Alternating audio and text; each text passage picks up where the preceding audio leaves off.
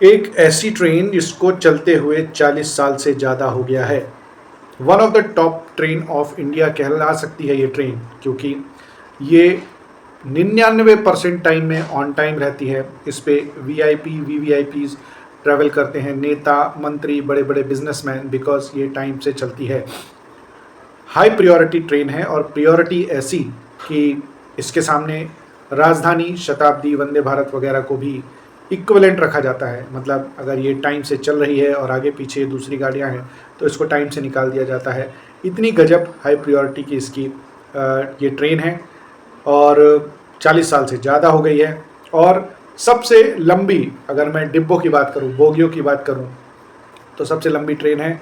2016 में इसमें 24वां डब्बा लगा। उसके बाद 600 मीटर से ज़्यादा की ये ट्रेन हो गई। सोचिए 600 मीटर क्या कहलाता है, मतलब आधा किलोमीटर से ज़्यादा की ट्रेन। मतलब जिस प्लेटफॉर्म में ये जाती होगी तो मतलब आई एम श्योर एक आध दो डिब्बे तो बाहर ही खड़े रहते होंगे, या फिर जिन भी प्लेटफॉर्म में जाती होगी वो स्पेशली इस तरह की ट्रेनों के लिए ही डिज़ाइन किए गए होंगे जहाँ पे लंबी ट्रेनें रुक सकें। मैं बात कर रहा हूँ प्रयागराज से न्यू दिल्ली ओवरनाइट एक्सप्रेस की, जो कि 1984 ये जो चली थी, ये ट्रेन चली थी जुलाई 6, 1984 को ये ट्रेन चली थी। ऑलमोस्ट 40 साल से ज़्यादा हो गए हैं इस ट्रेन को चलते।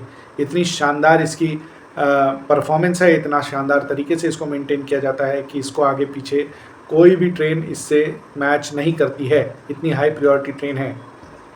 Prayagraj one of the toppest city. पिछले 1.5-2 महीने पहले, मतलब जनवरी से फरवरी लास्ट तक, मतलब आधी दुनिया वहाँ पे होके आ गई। ऐसी जगह थी। महाकुंभ के बारे में ज़रूर आपने सुना होगा।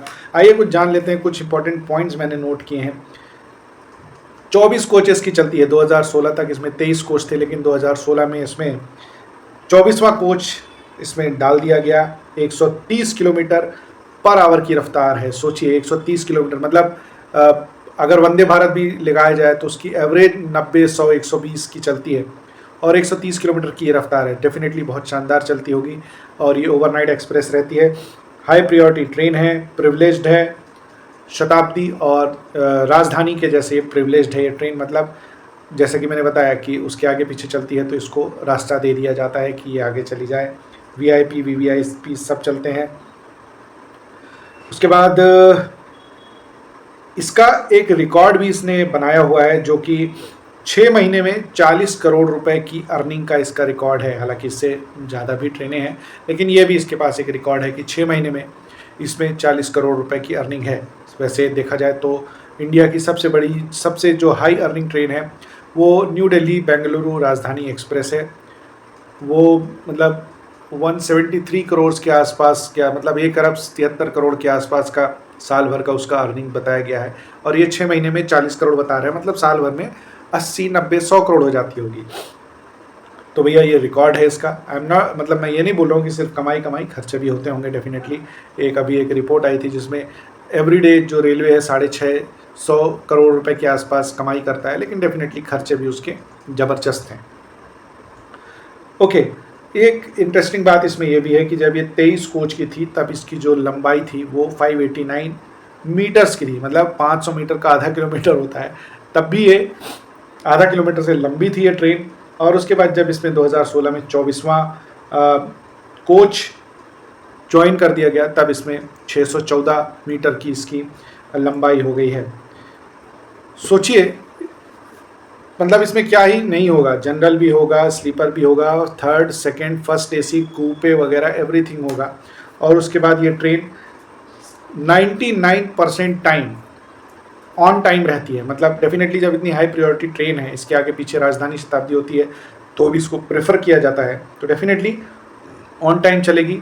राजनीति वाले हैं, वीआईपी, नेता, बिजनेसमैन, ये सारी टॉप प्रेफर ट्रेन है ये।